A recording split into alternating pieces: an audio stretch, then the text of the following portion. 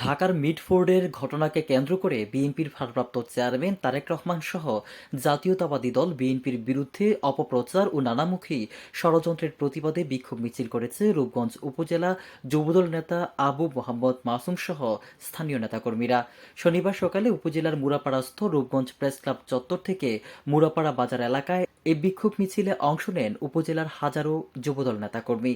এই সময় সাংবাদিকদের উদ্দেশ্যে নারায়ণগঞ্জ জেলা ছাত্রদলের সাবেক সিনিয়র সহসভাপতি ও রূপগঞ্জ উপজেলা যুবদল নেতা আবু মোহাম্মদ মাসুম বলেন, দেশনায়ক তারেক রহমানকে কটূক্তি ও বিএনপির বিরুদ্ধে একটি মহল পরিকল্পিতভাবে অপপ্রচার চালাচ্ছে, যা আর সহ্য করা হবে না।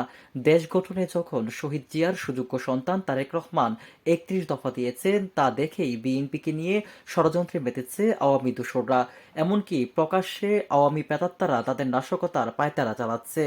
তারা হুঁশিয়ারি করে দিয়ে বলেন, রূপগঞ্জ উপজেলা যুবদল বীর মুক্তিযোদ্ধা কাজী মনিরুজ্জামানের নেতৃত্বে ঐক্যবদ্ধ, সজাগ ও সোচ্চার রয়েছে। সুতরাং তাদের দমিয়ে রাখা যাবে না। সকল ষড়যন্ত্র জুলাই আগস্টের মতোই মিলিয়ে যাবে।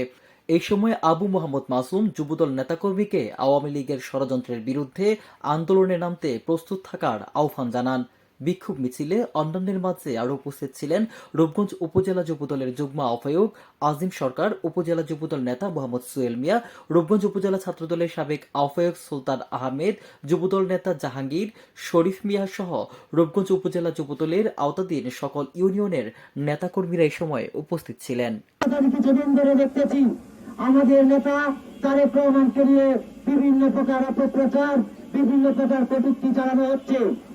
বিএনপি বদ্ধ মানুষের দল বলে আমরা এখনো কিছু বলছি না, কিন্তু একটি সভ্য দল। বিএনপি কোনো অরাজকতা যায় না। আমরা সুস্থ স্বাধীনভাবে যে গণতন্ত্র আমরা অর্জন করতে চলেছি, সেই গণতন্ত্র নিয়ে দেশের মানুষকে নিয়ে একটি গণতান্ত্রিক বাংলাদেশ আমরা গড়তে চাই।